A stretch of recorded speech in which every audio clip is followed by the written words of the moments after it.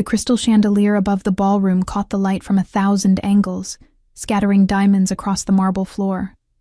My champagne glass was sweating condensation onto my palm as I stood at the edge of the Vanderbilt Hotel's main event space, watching Silicon Valley's elite network and posture.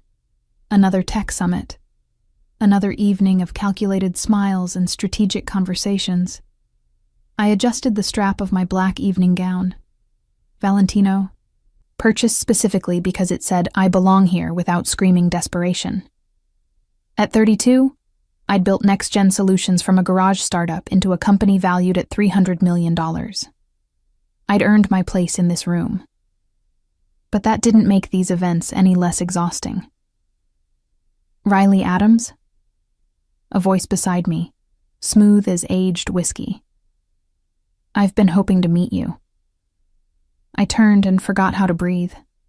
The man standing next to me was devastating in the way that dangerous things often are.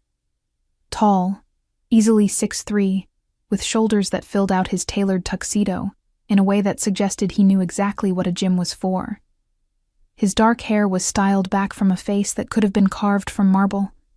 Sharp jaw, straight nose, lips that curved into a slight smile as he watched me try to remember how words worked. But it was his eyes that held me. Storm gray, intense, assessing me with the kind of focus that made my skin prickle with awareness. "Have we met?" I managed, proud that my voice stayed steady despite my racing heart. "Not yet." He extended his hand. "Roman." Just Roman. No last name, no company affiliation, no context. His hand engulfed mine, warm and calloused in a way that didn't match his expensive suit. This wasn't a man who spent his days behind a desk. "What brings you to a tech summit, Roman?" I asked, taking a sip of champagne to cover the fact that I didn't want to let go of his hand. "Business interests." His smile deepened, revealing a dimple that should have looked boyish but somehow made him more dangerous. "And the hope of meeting interesting people. You're the CEO of Next Gen Solutions, correct? I've been following your work. The AI security platform you're developing is impressive." I raised an eyebrow. "You have a background in cybersecurity?" "Let's say I have a vested interest in security." Something flickered in those gray eyes. In all its forms. The way he said it sent a shiver down my spine. This wasn't typical networking small talk. There was something underneath, something that made me hyper-aware of how close he was standing, how his cologne, something woody and expensive, seemed to wrap around me. "Are you here with anyone?" The question escaped before I could stop it, bolder than I usually allowed myself to be. "No." His gaze held mine. "Are you?" "No." The single word hung between us, weighted with possibility. Around us, the party continued, waiters circulating with canapes, clusters of executives discussing valuations and venture capital, but it all faded into background noise. "Would you like to get out of here?" Roman asked, his voice low enough that only I could hear. "I know a place, quieter, better conversation." Every rational part of my brain screamed warnings. I didn't know this man. Didn't know his last name, his company, his intentions. I'd built my career on calculated risks and careful decision-making. This was neither calculated nor careful. "Yes," I said. His smile was pure triumph. He took my champagne glass and set it on a passing waiter's tray, then offered his arm. I slipped my hand through it, feeling the solid muscle beneath the expensive fabric, and let him guide me toward the exit. The November air hit us as we stepped outside, cold enough to raise goosebumps on my bare arms. Roman immediately shrugged out of his tuxedo jacket and draped it over my shoulders. It was still warm from his body and smelled like him. "Where are we going?" I asked as a black car, sleek, expensive, something Italian that probably cost more than my first office lease, pulled up to the curb. "Somewhere we can talk without interruption." He opened the door for me. "Do you trust me?" I should have said no. Should have made some excuse and gone back inside to safety and predictability. but there was something in his eyes, some pull I couldn't name and didn't want to resist. "For tonight," I answered. "I trust you for tonight." The drive took us through Manhattan's glittering streets to a building I didn't recognize in Tribeca. Roman's hand stayed on the small of my back as we entered, his touch burning through the thin fabric of my dress. We took a private elevator to the top floor, and when the doors opened, I stepped into a penthouse that took my breath away. Floor-to-ceiling windows overlooked the city, the lights stretching out like a carpet of stars. The space was masculine but refined. Dark leather furniture, abstract art that probably cost a fortune, a bar that looked like it belonged in a 5-star hotel. "This is yours?" I asked, moving to the windows. "One of my properties." He moved to the bar, his movements fluid and confident. "Bourbon? Or would you prefer wine?" "Bourbon. Neat." He poured 2 glasses and brought one to me, his fingers brushing mine as I took it. The contact sent electricity up my arm. "To unexpected meetings," he said, raising his glass. "To calculated risks." I clinked mine against his and took a sip. It was excellent, smooth and complex with notes of caramel and oak. "So, Roman with no last name, are you going to tell me what you actually do? Because I'm fairly certain you're not in tech." His laugh was low and genuine. Perceptive. "No, I'm not in tech. I'm in import-export. Family business." "Import-export." I turned to face him fully. "That's wonderfully vague. Some things are better left vague." He moved closer, and I could feel the heat radiating from his body. "At least for tonight. Tonight I'd rather know about you. Riley Adams, self-made CEO, Forbes 30 under 30, champion of women in tech. What does someone like that do when she's not building an empire?" "Honestly?" I took another sip of bourbon, emboldened by the alcohol and the darkness and the way he was looking at me. "I don't remember. It's been 5 years of 18-hour days, investor meetings, product launches. I can't remember the last time I did something just because I wanted to." "And what do you want?" The question was quiet, intense. "Right now, in this moment, what do you want, Riley?" I set down my glass and looked up at him. At this beautiful, dangerous stranger who'd appeared in my carefully controlled life like a comet, who made me feel reckless and alive in a way I hadn't felt in years. "You," I said simply. "Tonight, I want you." His eyes darkened, pupils dilating. "You're sure?" In answer, I rose on my toes and kissed him. For a heartbeat, he was still. Then his control shattered. His hands came up to frame my face, tilting my head for better access, as he kissed me back with a hunger that matched my own.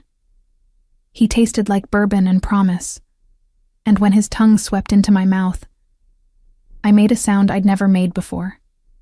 Desperate and needy and completely honest.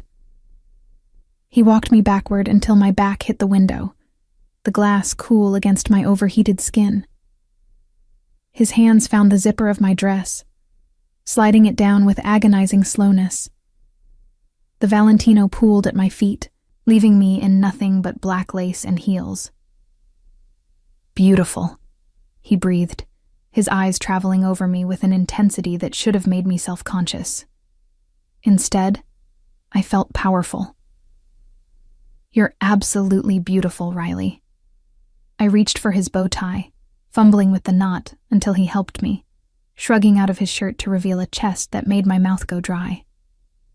He was all lean muscle and smooth skin, with a small scar above his heart that I traced with my fingers. "How did you get this?" I asked, a reminder that not all risks pay off. His hand caught mine, bringing it to his lips. "But some do." What followed was unlike anything I'd experienced before.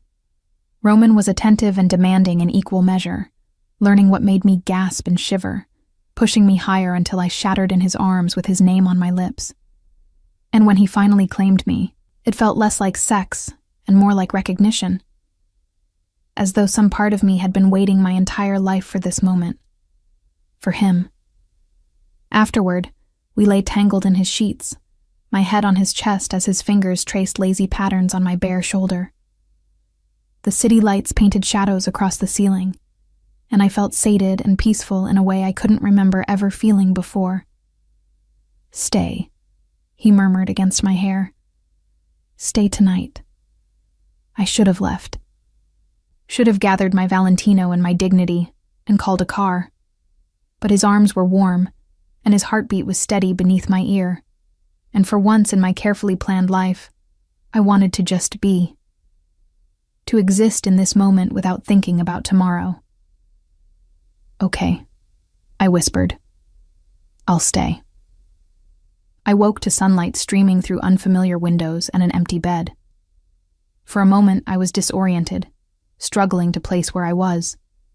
Then memory came flooding back. The gala, Roman, the night we'd shared. Heat rose to my cheeks as I remembered exactly what we'd done, how many times, how thoroughly he'd learned my body. I sat up, pulling the sheet around me, and looked around the bedroom. No sign of Roman. His tuxedo was gone from where it had been discarded on the floor. My dress was draped over a chair, my shoes placed neatly beside it. "Roman," I called out. Silence. I got up and padded to the bathroom, finding my reflection in the mirror, hair tangled, lips swollen, a mark on my neck where Roman had sucked hard enough to bruise. I looked thoroughly ravished. I looked alive. But when I explored the penthouse, I found it empty. No note, no message, nothing. Just my dress and shoes and the memory of storm-gray eyes promising me everything. I dressed quickly, my hands shaking slightly as I zipped up the Valentino. This was fine. This was probably normal for encounters like this. One night, no complications, no expectations. Except I'd wanted more. Had already been imagining seeing him again, learning his last name, figuring out if whatever this was could survive the harsh light of day. The doorman downstairs called me a car without comment, and I made the walk of shame back to my apartment in last night's evening gown and smudged makeup. My phone had 17 missed calls and twice as many messages, all work-related, all urgent, all reminders that I had a company to run, and a life that didn't include mysterious strangers who disappeared in the morning. I threw myself back into work with single-minded focus, investor meetings, product development, strategic planning. I told myself the night with Roman had been exactly what I needed. A release, a reminder that I was still a woman with desires outside the boardroom. Nothing more. But at night, alone in my bed, I could still feel his hands on my skin, could still hear his voice murmuring my name, and I couldn't shake the feeling that I'd lost something important, something I'd never even known I was looking for. 3 weeks passed, then 4.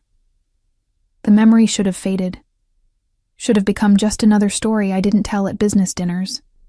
Instead, it grew sharper, more vivid, until I found myself touching the faint mark on my neck that had long since faded, and wishing I'd asked for more than just his first name. It was the morning sickness that finally forced me to pay attention to the signs I'd been ignoring. The exhaustion I'd attributed to long hours. The tenderness in my breasts I'd blamed on stress. The fact that my period was now 6 weeks late. I stared at the pregnancy test in my bathroom, watching the second line appear with a clarity that felt like a punch to the gut. Positive. I was pregnant. With a stranger's child. A man whose last name I didn't know, who I had no way of contacting, who'd disappeared without a trace. I sank to the bathroom floor, my back against the cold tile, and tried to process what this meant. I was a CEO. I had a company to run, investors to answer to, a reputation to maintain. I couldn't be pregnant by a one-night stand whose last name I didn't even know, but I was. And despite the fear and the complications and the absolute insanity of the situation, as I placed my hand over my still flat stomach, I felt something unexpected. Hope. I scheduled the first prenatal appointment under an assumed name at a clinic in Brooklyn, far from my usual haunts in Manhattan. Paranoia, maybe, but I'd built my company by being cautious, and this situation required more caution than I'd ever needed before. Dr. Chen was a kind woman in her 50s who didn't ask questions when I paid cash and used my middle name. The ultrasound confirmed what the home tests had already told me. 8 weeks pregnant, due date in late June. Healthy heartbeat, single baby. "Do you have support?" Dr. Chen asked gently, her eyes on my bare ring finger. "Family? The father?" "The father isn't in the picture," I said, the words tasting bitter. "And I can handle this on my own. I've handled everything else on my own." She nodded, but her expression suggested she'd heard that before and knew how quickly confidence could crumble under the weight of single parenthood. She sent me home with prenatal vitamins and a follow-up appointment scheduled for 4 weeks out. I should have felt relieved. Should have been making plans, figuring out how to balance a pregnancy with running a company, preparing for the reality of becoming a mother. Instead, I found myself obsessing over Roman. Who was he? Where was he? And did he have any right to know about this baby? The rational answer was no. He'd left without a trace. He'd made it clear that one night was all he wanted. I owed him nothing. But late at night, touching my stomach where our child was growing, I couldn't shake the feeling that he deserved to know. That maybe, just maybe, he'd left for reasons that had nothing to do with wanting to forget me. I hired a private investigator. Mark Henderson was discreet, expensive, and came highly recommended by my corporate lawyer for background checks on potential business partners. I gave him everything I had. The first name Roman, the address of the Tribeca penthouse, a physical description that made him raise his eyebrows slightly. "This isn't much to go on," Mark said, sitting across from me in my office. "Roman is a common enough name, and if he owns property in Tribeca, he's likely wealthy enough to value his privacy. It could take weeks to track him down, if we can at all." "Do your best," I said. "Money is no object." He nodded and left, and I tried to focus on the quarterly earnings report in front of me. But the numbers blurred together, and I found myself touching my stomach again, a gesture that was becoming habit. 3 days later, Mark called me with an urgency that made my stomach clench. "Ms. Adams, I need to see you immediately. Not at your office, somewhere public." We met at a coffee shop in Greenwich Village, Mark sliding into the booth across from me with a manila folder clutched in his hands. His face was pale, and I noticed his hands were shaking slightly. "What did you find?" I asked. "Riley. Can I call you Riley?" He didn't wait for an answer. "I need you to understand something. The man you're looking for, the one you described, I found him. But this isn't... You need to be very careful here." He opened the folder and slid a photograph across the table. My breath caught in my throat. It was Roman, emerging from a black car, flanked by 2 men in suits who looked like they were made of concrete and violence. But it was the newspaper clipping beneath that made my blood run cold. "Roman Caruso," Mark said quietly. "One of 3 men who control organized crime in New York. His family has been in the business for 4 generations. Import-export, like he probably told you. But we're talking about moving everything from stolen art to weapons to people. The FBI has been trying to build a case against him for years, but he's smart. Careful. Nothing sticks." I stared at the photograph, my mind refusing to process what he was telling me. Roman, my Roman, who'd held me so gently, who'd made me feel safe and desired and seen. A mafia boss. "There's more," Mark continued, and his expression grew even graver. "He's engaged to Alessandra Vitale, daughter of Marco Vitale, who controls the territory south of Canal Street. It's a strategic alliance, been in the works for 2 years. The wedding is scheduled for next spring." The world tilted, engaged. He had a fiancée. That night we'd shared, it had meant nothing to him because he already belonged to someone else. "I'm sorry," Mark said, and he genuinely sounded it. "I don't know what your connection is to this man, but my advice? Walk away. Forget you ever met him. Men like Roman Caruso, they're dangerous in ways you can't imagine." I thanked him, paid him double his fee for the discretion, and made him promise to destroy all copies of his research. Then I went home, locked myself in my bathroom, and threw up until there was nothing left. Pregnant with a Mafia boss's baby. A Mafia boss who was engaged to another woman. A Mafia boss who disappeared without a trace and clearly had no intention of ever seeing me again. I couldn't tell anyone. Couldn't risk anyone finding out and the information getting back to Roman or his world. I was on my own, just like I'd always been. I threw myself into work with renewed intensity, using the demands of the company to avoid thinking about the impossible situation I was in. Board meetings, product launches, investor calls. I was building something that would support me and my child, something that had nothing to do with Roman Caruso and his dangerous world. It was 2 weeks later when I realized I was being followed. At first I thought it was paranoia, a black SUV that seemed to appear whenever I left the office. A man in a coffee shop who looked away too quickly when I glanced his direction. But I hadn't built a successful company by ignoring my instincts, and my instincts were screaming that something was wrong.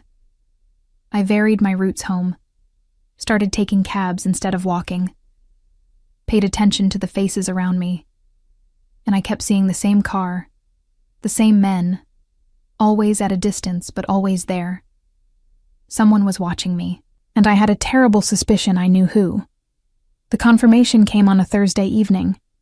I was working late, alone in my office on the 20th floor of Next Gen's building. Most of the staff had gone home hours ago, and I was enjoying the quiet, the chance to focus without interruption. The knock on my office door made me look up, annoyed at the interruption. Probably the night janitor, asking if I needed anything before they cleaned. But when I called "come in," it wasn't the janitor who entered. It was Roman. He looked exactly as I remembered.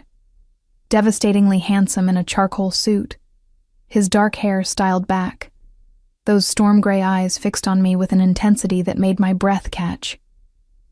But there was something different now.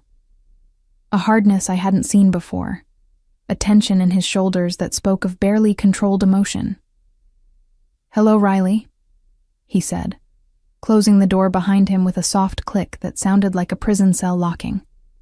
I stood, my hand instinctively moving to my stomach before I caught myself and dropped it to my side. "How did you get in here? This building has security. Security can be bypassed with the right incentive." He moved closer, each step measured and deliberate.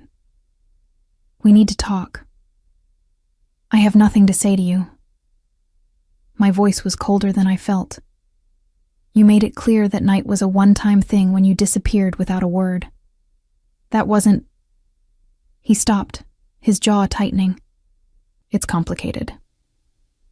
"Is your fiancé part of that complication?"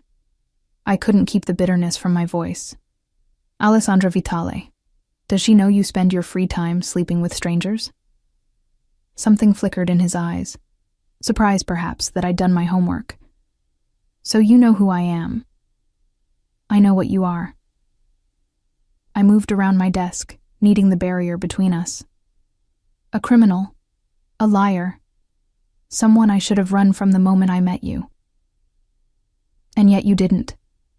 He was close now. Too close. The scent of his cologne bringing back memories I'd been trying to suppress. "You came with me willingly. You spent the night in my bed. You felt what I felt, Riley. Don't pretend otherwise." "What you felt?" I laughed, the sound harsh. "What exactly did you feel, Roman? Besides conquest? Was I just another acquisition? A way to pass the time while your fiancé was out of town?" His hand shot out, gripping my wrist. Not painfully, but firm enough that I couldn't pull away. "Don't," he said, his voice low and dangerous.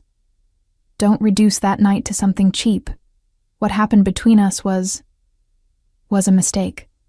I pulled my wrist free. One I'm not interested in repeating. So if that's why you're here, you can leave. That's not why I'm here.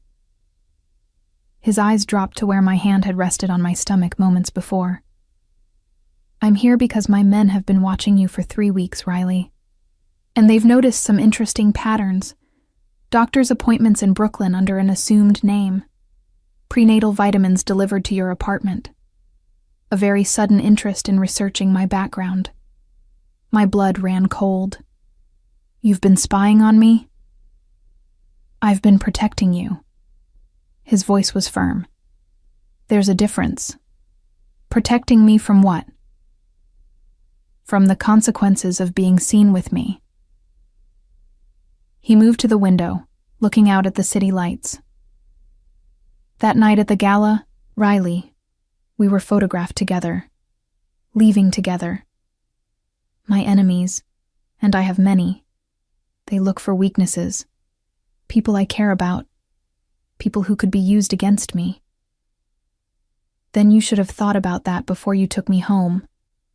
I wrapped my arms around myself. But it doesn't matter now. I'm not anyone to you. I'm not your concern. He turned back, and the look on his face made my heart stutter. You're carrying my child, Riley. That makes you exactly my concern. The words hung in the air between us. I could have denied it, but what was the point? He already knew. Had probably known before he walked through my door. How long have you known? I asked quietly. My men reported your visit to the clinic 2 weeks ago. His expression was unreadable. I've been waiting to see if you'd tell me yourself. Why would I tell you? Anger flared hot in my chest. You're engaged to another woman. You disappeared without a word. What exactly was I supposed to do? Show up at your penthouse and announce you're going to be a father? Yes. The simple word was delivered with absolute conviction. That's exactly what you should have done. I don't even know you. Then let me tell you who I am. He crossed back to me, and this time I didn't retreat. My name is Roman Caruso. I'm 36 years old. I've been running my family's business since my father died 10 years ago. The engagement to Alessandra is political, a merger of territories. There's no love there, no relationship beyond strategic alliance. That doesn't make it better. I know. Something raw flashed across his face. But that night with you, Riley, that was real. That was the first real thing I'd felt in years. You looked at me and saw a man, not a name or a reputation or a useful connection, just me. And then you left. Because I had to. His hands came up to frame my face, and I should have pulled away but couldn't.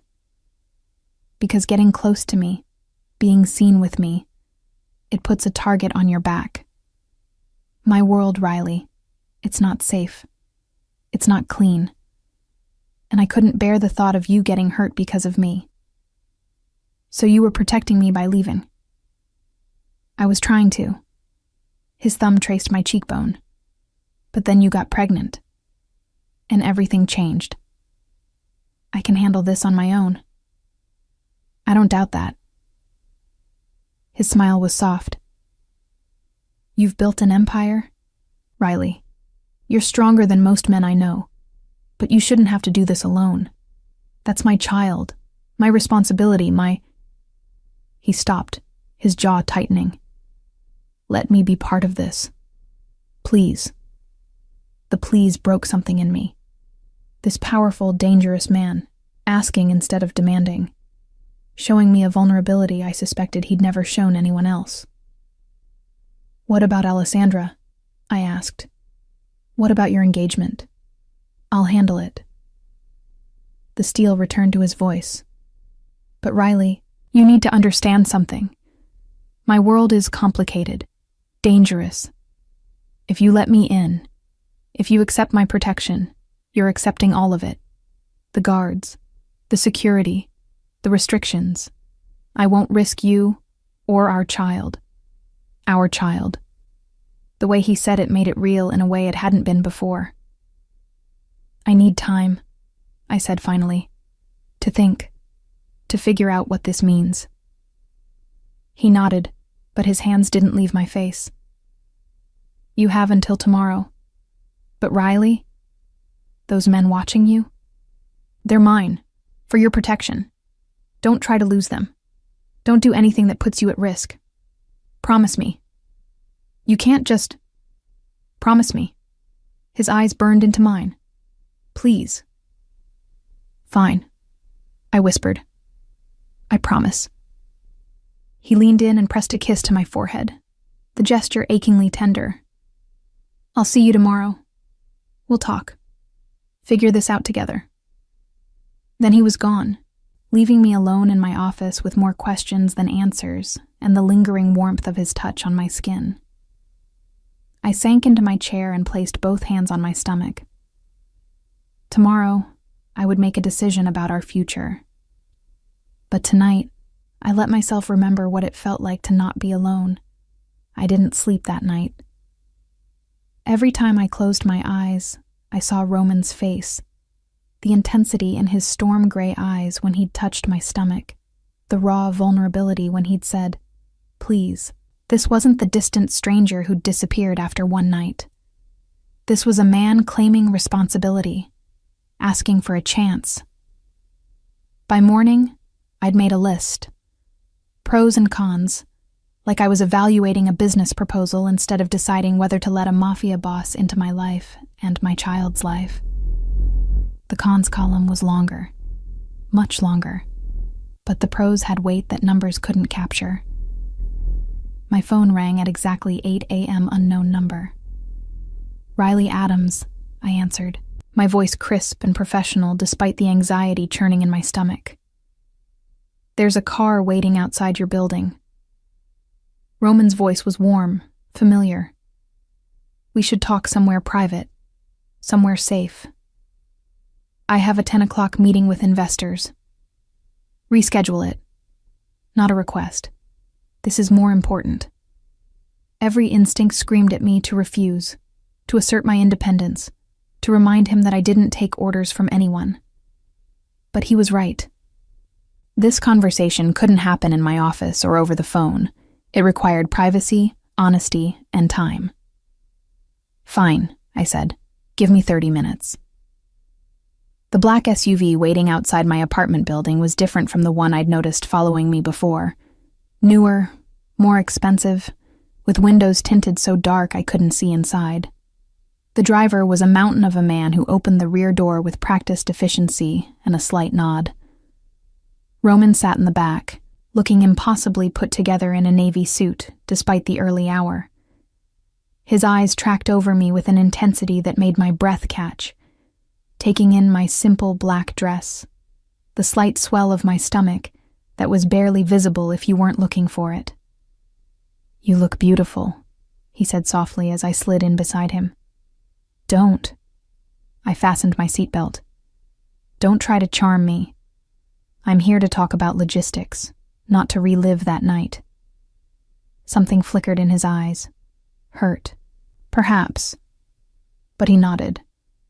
Fair enough. We're going to my place. The penthouse where we met. It's secure. The drive-through morning traffic was silent. I kept my hands folded in my lap, trying not to notice how close he was sitting, how the scent of his cologne brought back memories of his hands on my skin, his voice murmuring my name in the darkness. The penthouse looked different in daylight. Less mysterious, more lived in. I noticed details I'd missed that night. Family photographs on the bookshelf, a well-worn leather armchair by the window, books in Italian stacked on the coffee table. Coffee? Roman asked, moving to the kitchen. Or is caffeine off limits now? 1 cup a day is fine. I perched on the edge of the sofa, maintaining distance. But I don't want coffee.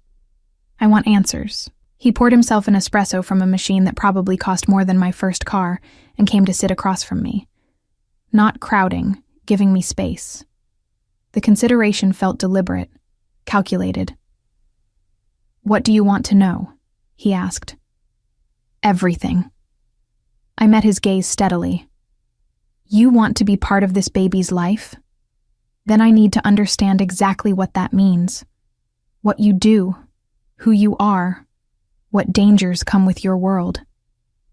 He was quiet for a long moment, his fingers tracing the rim of his espresso cup. When he spoke, his voice was careful, measured. "My family has been in New York for 4 generations. My great-grandfather came from Sicily with nothing and built an empire through providing services others wouldn't. Protection, dispute resolution, access to goods and opportunities. My father expanded that empire, made it more sophisticated, more powerful. And when he died, I inherited it all." "You're talking about organized crime," I said flatly. "The Mafia. I'm talking about a business that operates outside traditional legal structures." His eyes never left mine. "Yes, some of what we do is illegal, but we also employ thousands of people, protect neighborhoods the police ignore, provide for families who have no other options. You're justifying it. I'm explaining it." He leaned forward. "Riley, I'm not going to pretend I'm something I'm not. I won't apologize for the choices my family made, for the world I was born into. But I will promise you this. You and our child will never be touched by the violence. You'll be protected, shielded, kept separate from anything dangerous." "How can you promise that?" Frustration bled into my voice. "You just told me yesterday that being associated with you puts a target on my back." "It does." His expression hardened. "Which is why you need security. Guards, surveillance, protocols. My enemies will look for any weakness, any vulnerability. The moment they know about this baby, you become leverage." The word leverage made my blood run cold. I placed a protective hand over my stomach. "Who are these enemies?" I asked. "Other families who want my territory, business rivals, men who think they can take what's mine through force or intimidation."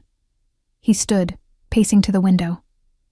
"There's one in particular, Luca Marchetti. He controls the docks, runs weapons and drugs through the port. He's been pushing into my territory for months, testing boundaries. If he knew about you, about the baby." He didn't finish the sentence. He didn't need to. "This is insane," I said, standing. "You're asking me to bring my child into a world where they could be used as leverage against you, where my life becomes about security protocols and constant fear." "No." He turned, crossing back to me with swift strides. "I'm asking you to trust me to keep you safe. Both of you. I have resources you can't imagine, Riley. Men who are loyal to me, who would die to protect what's mine. You wouldn't be vulnerable. You'd be untouchable. As long as I follow your rules. As long as you're smart." His hands came up to my shoulders, his touch gentle despite the intensity in his eyes. "I'm not trying to control you. I'm trying to protect you. There's a difference." "Is there?" I challenged. "Because from where I'm standing, it looks the same." He was silent, his jaw tight. Then slowly, he released my shoulders and stepped back. "You're right," he said quietly. "I can't force you to accept my protection. I can't make you let me in. But Riley, I'm asking you to consider the alternative. You, alone, pregnant with a child that powerful people could use to hurt me. How long before Marchetti or someone like him figures it out? How long before you're approached, threatened, kidnapped?" The scenarios he painted made me nauseous. Or maybe that was just morning sickness. "You're trying to scare me." "I'm trying to make you understand reality." He moved closer again, his voice softening.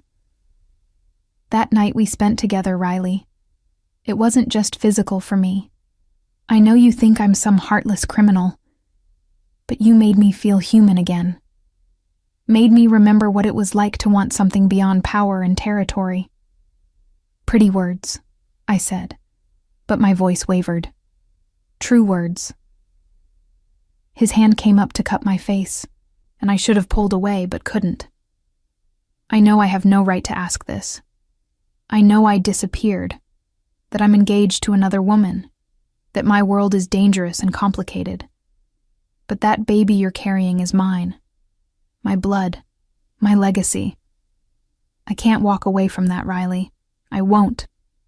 And Alessandra, the name tasted bitter on my tongue, will be handled. Steel entered his voice.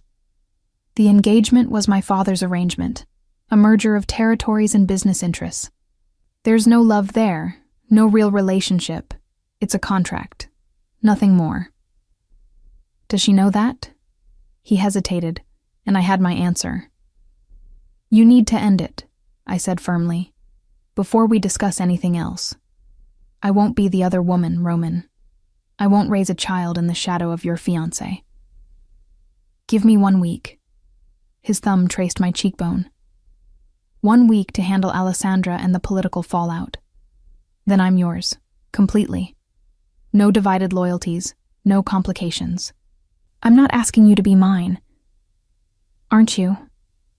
His smile was soft, knowing. Riley, you felt it too that night. This connection between us, this pull. It scared you as much as it scared me. But we can't run from it anymore. Not with a child binding us together.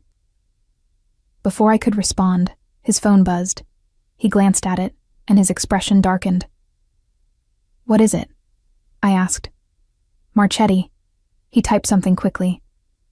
He's made a move on one of my warehouses in Red Hook. I need to handle this. Go, I said, suddenly exhausted. We'll talk more later. He hesitated, clearly torn between business and staying with me. Then he leaned in and pressed a kiss to my forehead. The same gesture from last night, achingly tender. My driver will take you wherever you need to go. Marco will stay with you as security. I don't need...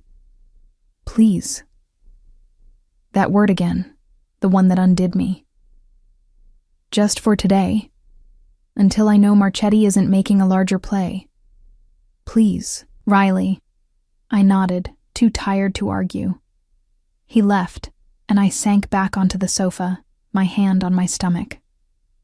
Marco appeared in the doorway, the mountain from the car, and positioned himself by the entrance with the silent efficiency of a professional. This was my life now. Security, protocols, a mafia boss claiming me and my unborn child as his. I should have been terrified. Instead, I felt something that scared me even more. Relief that I wasn't alone anymore. And the beginning of hope that maybe, just maybe, Roman Caruso was exactly what we needed. The week that followed was surreal. Marco became my shadow, a silent presence who somehow managed to be unobtrusive despite being built like a tank. He drove me to meetings, waited outside conference rooms, checked every restaurant before I entered. At first, I resented the intrusion. By day 3, I'd stopped noticing him. What I couldn't stop noticing was Roman. He called every evening, always at 7, asking about my day with a genuine interest that caught me off guard. Did I eat enough? Was the morning sickness improving? Did I need anything? The conversation started professional and ended intimate, his voice dropping to that low register that made my skin prickle with awareness. I'm ending it with Alessandra tomorrow, he told me on day 5. Her father is arranging a meeting. It won't be pleasant. Will there be consequences? I asked, curled up on my sofa with herbal tea and a book I wasn't really reading. Yes. He didn't sugarcoat it. Marco Vitale won't take kindly to his daughter being rejected, but I've been building alternative alliances, shoring up support. It'll cost me, but it's worth it. For the baby. Silence stretched between us. Then, quietly, For you, Riley. For both of you. The words settled in my chest, warm and terrifying. On day 6, everything changed. I was leaving the office late, against Marco's advice, but I'd had a crisis with our lead developer and couldn't leave until it was resolved. The street was quieter than usual. Most of the neighboring businesses already closed for the night. Marco was bringing the car around when they appeared. 3 men, emerging from the shadows between buildings. Not obviously threatening, but something in their posture, the way they positioned themselves to block my path, made my instincts scream danger. Riley Adams? The one in front was tall, thin, with cold eyes that reminded me of a snake. We need to talk. I stepped back toward the building entrance. I don't know you, but we know you. He smiled, showing too many teeth. Luca Marchetti sends his regards. He's very interested in your relationship with Roman Caruso. My blood turned to ice. I don't have a relationship with Roman Caruso. No? The man's gaze dropped meaningfully to my stomach. That's not what our sources say. Pregnant with the heir to the Caruso empire. That's quite the accomplishment for a tech CEO. Before I could respond, Marco materialized between us, his hand inside his jacket where I knew he kept his gun. 2 more men appeared behind him. Backup I hadn't even noticed was there. The lady has nothing to say to you. Marco's voice was granite. Walk away. We're just talking. The thin man held up his hands, all innocence. No harm intended. But Mr. Marchetti wanted Ms. Adams to know that he's available if she ever needs. Alternative protection. Mr. Caruso's enemies have a way of meeting unfortunate ends. The threat was clear. Marco's hand tightened on his weapon. Now, Marco growled. The 3 men retreated, but not before the thin one tossed a business card at my feet. It landed face up. Luca Marchetti, import, export, with a phone number in embossed gold. Marco didn't let me pick it up. He hustled me into the car the moment it appeared, then got on his phone, speaking rapid Italian that I couldn't follow. Are you hurt? He asked when he ended the call. No. My hands were shaking. Just scared. Mr. Caruso is on his way to your apartment. He'll meet us there. The drive felt endless. I kept seeing those cold eyes, hearing the casual way the man had mentioned my pregnancy. They knew. Marchetti knew. And if he knew, how many others did? Roman was waiting outside my building when we arrived, flanked by 4 men I didn't recognize. His expression was thunderous, but when he saw me, it shifted to something almost gentle. Are you okay? He pulled me into his arms before I could answer, his hand cradling the back of my head. Did they touch you? No, Marco was there. I pulled back to look at him. But they knew about the baby, Roman. How did they know? His jaw tightened. Inside. We'll talk inside. My apartment suddenly felt too small with Roman and Marco and 2 additional guards. Roman did a sweep of every room before finally allowing me to sit on my own sofa. When were you going to tell me you were working late? He asked, his voice controlled but edged with anger. I don't report my schedule to you. You do now. He crouched in front of me, his hands on my knees. Riley, this is exactly what I warned you about. Marchetti is escalating. He's making moves against me on multiple fronts, and now he knows about you. How? I demanded. I've been careful. I haven't told anyone. Someone at the clinic. Marco spoke from his position by the door. We're investigating, but there's a nurse who has gambling debts. Marchetti probably paid her for information on Roman's known associates. I felt violated. My medical information, sold to a criminal. This is why you need to let me protect you properly, Roman said, his hands tightening on my knees.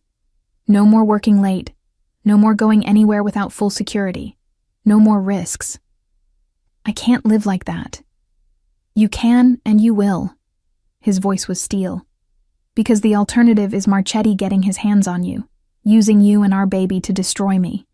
Is that what you want? Of course not. Tears pricked my eyes. Hormones, fear, frustration all swirling together. But I have a company to run, Roman. I have responsibilities.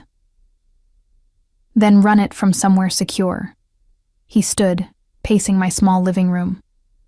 I have a property in Westchester. Estate, full security, completely isolated. You can work remotely, have your team come to you for meetings.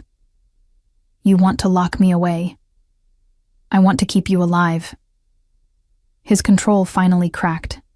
God damn it, Riley. Marchetti doesn't make idle threats. If he's targeting you, it's because he sees you as my weakness. And he's right. You are. The admission hung in the air between us. I ended it with Alessandra today, he continued, his voice rough. Told her father the engagement was off. It cost me 3 warehouses, 2 shipping routes, and the Vitale family's support. Marco Vitale is furious, making alliances with my enemies. Everything is falling apart, and the only thing I care about is keeping you safe. I stood, moving to him. Roman, I love you.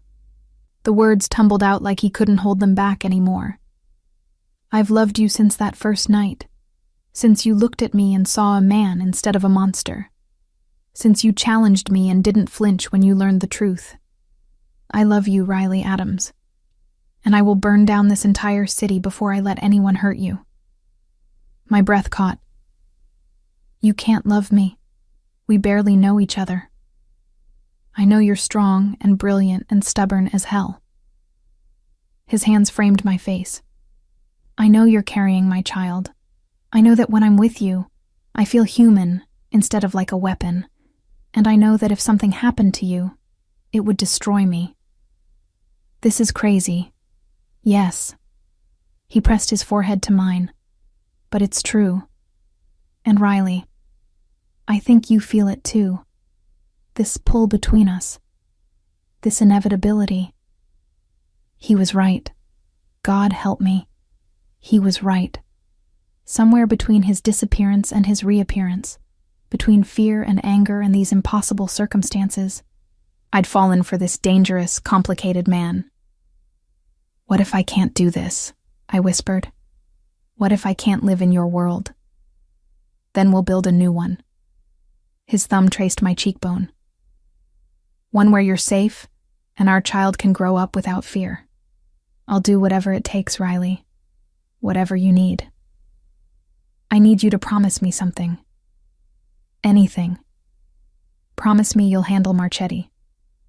I met his storm gray eyes steadily. Because I'm not running, and I'm not hiding. If we're going to do this, if we're going to build something together, then you need to eliminate the threat. Completely. Something dark and satisfied flashed across his face. Done. And promise me you won't try to control me. Security? Fine. Protection? I understand. But I still make my own decisions about my company, my life, our child. You're my equal, Riley. His voice was fierce. My partner. I'll protect you, but I won't cage you. You have my word. I took a deep breath, placing my hand over his where it rested on my face. Then, yes, to Westchester, to security, to building something together. But Roman, if you ever lie to me, if you ever make me feel like Derek made me feel, trapped and controlled, I'm gone, baby or no baby. I'm not him. His voice was absolute. I'll never be him. Prove it. He kissed me then, fierce and possessive and achingly tender. And when we broke apart, both breathless, he whispered against my lips. Move in with me tonight. Let me keep you safe. Let me love you. Yes, I breathed, and sealed both our fates. The Westchester estate was nothing like the Tribeca penthouse. Where that had been sleek and modern, this was sprawling and fortified. 20 acres of manicured ground surrounded by walls that looked decorative, but were reinforced with steel. Guards patrolled the perimeter, Cameras covered every angle. And the house itself was a masterpiece of security disguised as luxury. Roman gave me the tour personally, his hand at the small of my back as we moved through rooms that seemed designed for a family. A library with floor-to-ceiling bookshelves. A sunroom overlooking gardens that probably bloomed beautifully in spring. And upstairs, a nursery already being prepared, painted in soft sage green with furniture being assembled by workers who nodded respectfully as we passed. "You're very confident I'd say yes," I observed, running my hand over the beautiful cherrywood crib. "Hopeful," he corrected, pulling me against his chest from behind, his hands settling protectively over my stomach. "But I would have kept preparing regardless. This is my child's room, Riley, whether you were here or not." The possessiveness in his voice should have bothered me. Instead, it made me feel cherished. The master bedroom was stunning, all rich woods and soft linens, with windows overlooking the grounds. My clothes from the apartment had already been unpacked and hung in a closet the size of my old bedroom. My laptop was set up on a desk in the corner, along with my favorite mug and the framed photo of my parents I kept on my nightstand. "How did you—" I sent people to pack while we were talking. Roman moved to pour himself a whiskey from the sidebar. "I wasn't taking any chances on you changing your mind. That's presumptuous. That's practical." He took a sip, watching me over the rim. "Riley, I need you to understand something.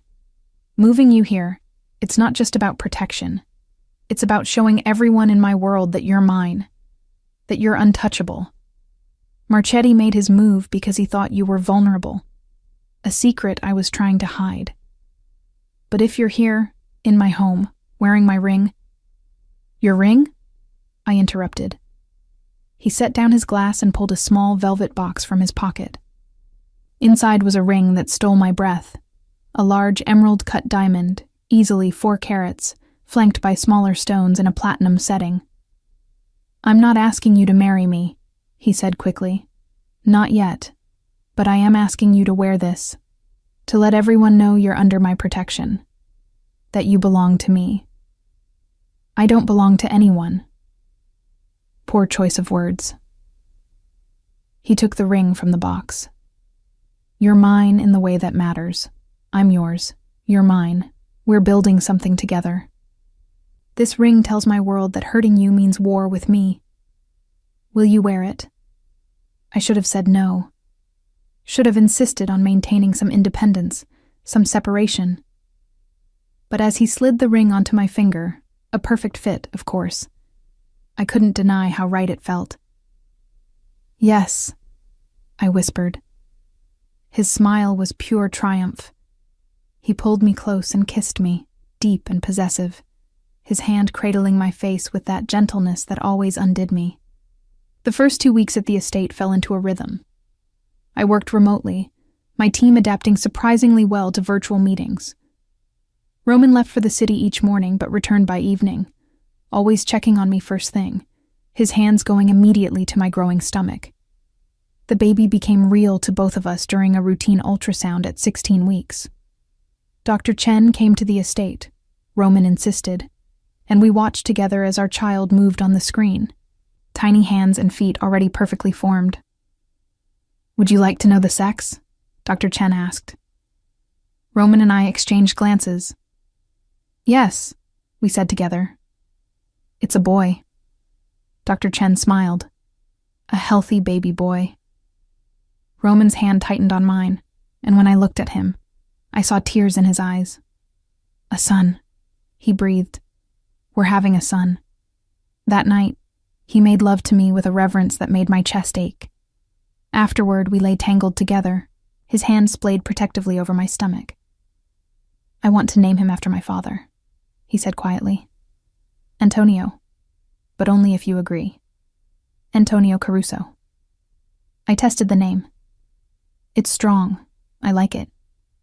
"Antonio Adams Caruso," he corrected. "I want him to have your name too, to know he comes from strength on both sides." The gesture meant more than any ring. Okay, Antonio Adams Caruso. But the peace couldn't last.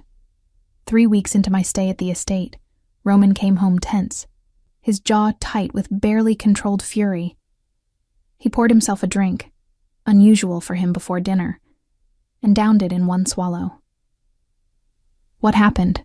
I asked, setting aside my laptop. Marchetti made a move on one of my legitimate businesses, the restaurant in Little Italy, Antonio's, named for my father. He had his men trash it, send a message. Roman poured another drink. 3 of my people were hospitalized. I stood, moving to him. "I'm sorry." "It's escalating." He turned to face me. He's pushing, testing how far he can go before I retaliate. "And Riley, there's something else." The tone of his voice made my stomach clench. "What?" "He's been asking about you. Specifically. Wants to know if you're still running Next Gen. If you're visible. If you're vulnerable." Roman's hands clenched into fists. "He's planning something. I can feel it. Then end this." I moved closer. "You said you'd handle him. Handle him." "It's not that simple. Marchetti has alliances. I don't care about his alliances." My voice was steel. "I care about keeping our son safe. About building a life where we're not constantly looking over our shoulders. You told me you loved me, Roman. You told me you'd protect us. So do it." Something shifted in his expression. Pride, perhaps, or fierce satisfaction that I was fighting instead of cowering. "There's a meeting tomorrow night," he said slowly. "All the families, neutral ground. Marchetti will be there. If I make a move against him publicly, with witnesses, it sends a message that can't be misinterpreted. Then do it. Riley, if I do this, if I eliminate Marchetti, there will be consequences. Blood, violence, possibly war with his allies. It won't be clean or easy. Nothing worth having ever is." I placed my hand over his heart. "But our son deserves better than growing up in fear. We both do." He kissed me then, hard and possessive. "You're extraordinary, you know that?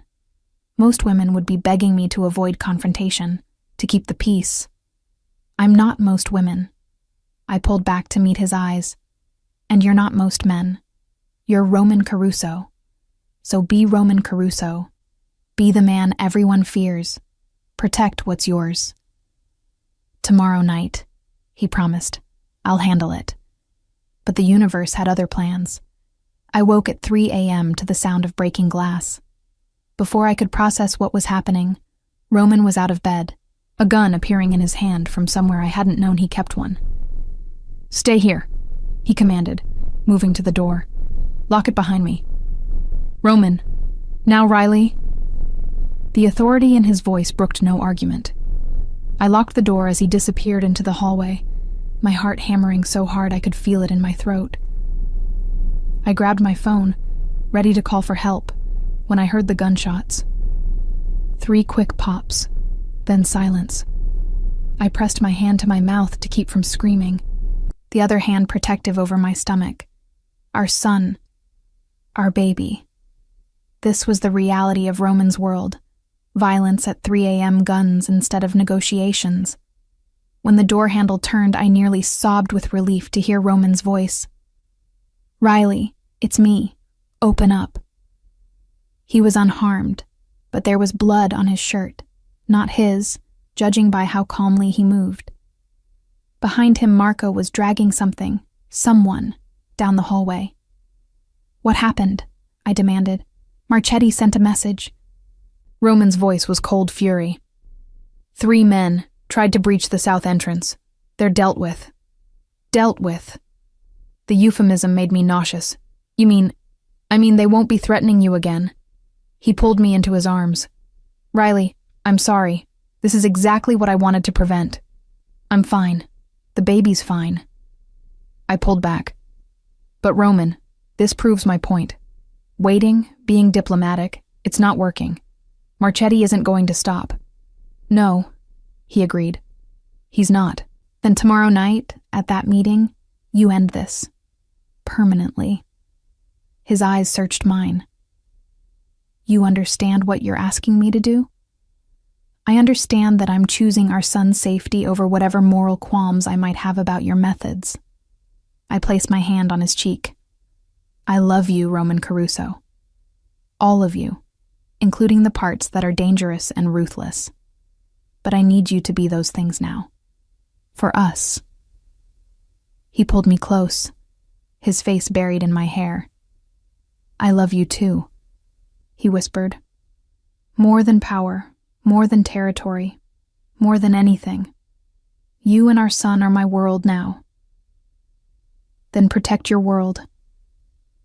The next evening, Roman dressed for the meeting in a black suit that made him look like death in expensive tailoring.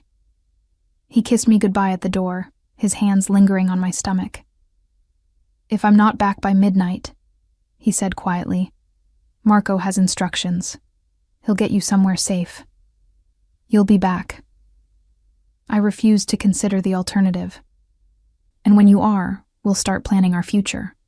A real future, without threats. Promise. He kissed me one more time, then left. I waited in our bedroom, unable to work or read or do anything but pace and worry. The hours crawled by. 9 o'clock. 10. 11. At 11:47, I heard the car. Roman walked in looking exhausted but victorious. There was a split in his lip and his knuckles were bruised, but he was smiling. It's done, he said simply. Marchetti won't be a problem anymore. I didn't ask for details. Didn't need them. Instead, I went to him, wrapped my arms around him, and held on tight. We're safe? I whispered. We're safe. His arms tightened around me. You, me, and our son. No more threats. No more fear. I pulled back to look at him. Then marry me. He blinked, clearly surprised. What? Marry me, I repeated. Not because of the baby or because of protection or because it's strategic. Marry me because I love you and I want to build this life with you. Officially, completely. No reservations. His smile was brilliant. Yes. God, yes, Riley. I'll marry you tomorrow if you want. Let's wait until after Antonio is born. I placed his hand on my stomach. I want to be able to fit into a proper wedding dress. He laughed and kissed me, and for the first time since this impossible journey began, I felt truly, completely at peace. We were going to be okay. All three of us. The remaining months of my pregnancy passed in a blur of wedding planning, business expansion, and what Roman called strategic consolidation. With Marchetti gone, the power vacuum had been filled quickly, by Roman, who moved with ruthless efficiency to absorb territories and alliances that had once been contested. But something had changed in how he operated. Now, when he made decisions, he consulted me first. What do you think? He asked one evening, showing me a proposed partnership with a shipping company. The DeLuca family wants to merge their port operations with mine. It's legitimate business, but it gives us control of 80% of cargo coming through New York. I studied the documents with the same analytical mind I brought to NextGen's board meetings. What's their cybersecurity infrastructure like? Because if you control that much cargo, you become a target for digital attacks. Let me have my team audit their systems first. If they're vulnerable, we negotiate better terms or walk away. Roman's smile was proud. See, this is why you're perfect. I think about physical security. You think about digital. Together, we're unstoppable. He wasn't wrong. Over the following weeks, we started to merge our expertise in ways that benefited both his world and mine. NextGen developed a proprietary security system for Roman's legitimate businesses, restaurants, shipping, real estate holdings, making them virtually impenetrable to both physical and digital threats. In return, Roman's connections opened doors for NextGen that venture capital never could. Governor Chen wants to meet about a state contract for cybersecurity infrastructure. my CFO told me during a video call. Apparently, someone very influential recommended us. I glanced at Roman, who was working at his desk across our bedroom, and caught his slight smile. Someone influential indeed. We married in a private ceremony at the estate when I was 8 months pregnant, my stomach so large I could barely see my feet. The dress was custom-made, flowing cream silk that accommodated my bump, and Roman's eyes filled with tears when he saw me walk down the makeshift aisle in our garden. "You're the most beautiful thing I've ever seen," he whispered as I reached him. The ceremony was small, just Antonio Russo and his wife Gabriella, Marco and a handful of Roman's most trusted men, Dr. Chen, who'd become a friend, and my assistant Sarah, who'd flown in from the city. No press, no spectacle, just us pledging our lives to each other with our son moving restlessly in my belly. "I, Riley Adams, take you, Roman Caruso, to be my husband," I said, my voice steady despite the emotion threatening to overwhelm me. "I promise to stand beside you as your equal, to challenge you when you're wrong, to support you when you're right, and to build an empire with you that our son will be proud to inherit." Roman's vows were equally unconventional. "I, Roman Caruso, take you, Riley Adams, to be my wife. I promise to protect you fiercely, love you completely, and defer to your brilliance in all things technological. I promise to be the partner you deserve, the father our son needs, and the man who's worthy of the extraordinary gift you've given me. Yourself." When he kissed me, sealing our vows, I felt our son kick strongly, as though approving of the union. 3 weeks later, at 2 a.m. on a Tuesday, my water broke. Roman went from peacefully sleeping to fully alert in seconds, his training kicking in as he called Dr. Chen, assembled the security team, and had me in the car within 10 minutes. But despite his outward calm, I could see the fear in his eyes. "What if something goes wrong?" he asked as we drove to the private hospital he'd arranged. "What if—" "Nothing will go wrong." I squeezed his hand through another contraction. "We've got the best medical team money can buy, and I'm strong. We're both strong." Labor was long and brutal, 14 hours of pain that made me curse Roman's name more than once. But he stayed with me the entire time, holding my hand, letting me crush his fingers, whispering encouragement in both English and Italian. "You're doing amazing, amore mio," he murmured, wiping sweat from my forehead. "So strong, so perfect. Our son is almost here." When Antonio finally arrived, his first cry filling the delivery room, I watched Roman's face transform. All the hardness, all the danger, all the calculated ruthlessness, it melted away as the doctor placed our son in his arms. "Hello, Antonio," Roman whispered, tears streaming down his face. "I'm your papa, and I promise you you'll never know fear. You'll be loved and protected and given every opportunity. You're the prince of 2 empires, little one, and we're going to make the world safe for you." I'd never loved him more than in that moment. Recovery was easier than expected, helped by round-the-clock nurses and Dr. Chen's careful monitoring. Antonio was a good baby, alert, healthy, with Roman's dark hair and my green eyes. Watching Roman with him was a revelation. This dangerous man, this Mafia boss who'd killed to protect us, was utterly gentle with our son. He changed diapers, handled midnight feedings, and spent hours just holding Antonio and murmuring to him in Italian. "You're a natural," I observed one night, watching him rock our son to sleep. "I'm motivated." He looked up, his expression soft. "This is everything I never knew I wanted, Riley.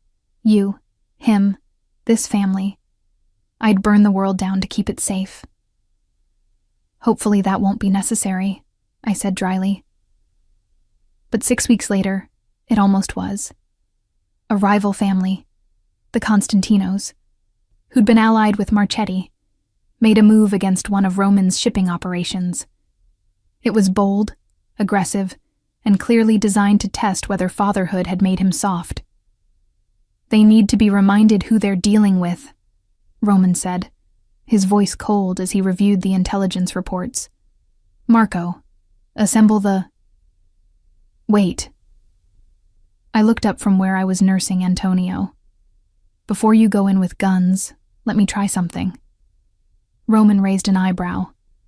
"What did you have in mind?" "The Constantinos run their operations through a logistics company, right? Let me have my team look into their digital infrastructure. If we can find vulnerabilities, we can shut them down without a single shot fired." His smile was slow and predatory. "I love the way you think." NextGen's cybersecurity team worked through the night. By morning, we had access to every digital system the Constantinos used. Shipping manifests, financial records, communications, everything. "We could destroy them," I told Roman, showing him what we'd found. "Leak their tax evasion to the IRS, expose their smuggling operations to the FBI, crash their entire network. Or, he prompted, "or we make them an offer. They back off completely, apologize for the attack, and in exchange, we don't destroy everything they've built.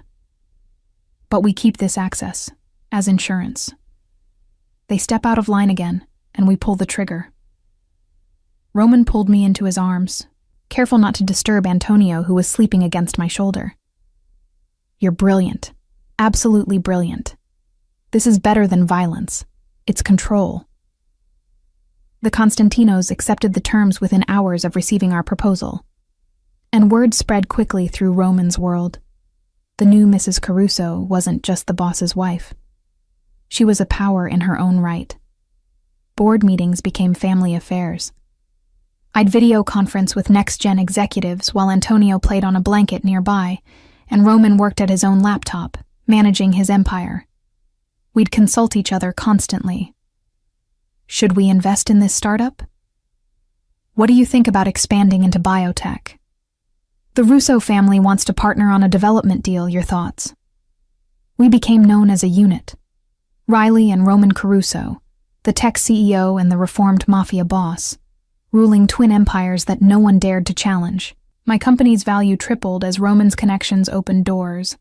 His legitimate businesses flourished under my technological improvements. And together, we built something neither of us could have built alone. Antonio's first birthday party was attended by both Silicon Valley executives and old family mob bosses, a mixing of worlds that should have been awkward, but somehow worked. Our son held court in Roman's arms, clearly already comfortable being the center of attention. "What are you thinking?" Roman asked, finding me watching from the edge of the celebration. "That a year ago I was alone and terrified, running from a man I thought I could trust," I said honestly. "And now I'm here, with you, with our son, with this life we've built. It's surreal." "Regrets?" His voice was careful. "Not a single one." I moved into his arms, the three of us together. "This is exactly where I'm supposed to be, where we're both supposed to be." He kissed me, tender and possessive. "I love you, Mrs. Caruso. Thank you for running into that event. Thank you for being brave enough to let me in. Thank you for our son, and this life, and this future." "I love you too," I whispered. "My dangerous, complicated, perfect husband." As the sun set over our estate, our guests mingling, and Antonio laughing at something his godfather Marco was doing, I realized something profound. I'd spent years building an empire alone, thinking independence was strength. But true strength was this: partnership, trust, two people building something together that was greater than the sum of its parts. Roman Caruso had claimed me that first night, but I'd claimed him right back, and together we'd created something unstoppable, an empire of technology and power, a family forged in fire, a love that no one would ever dare to challenge.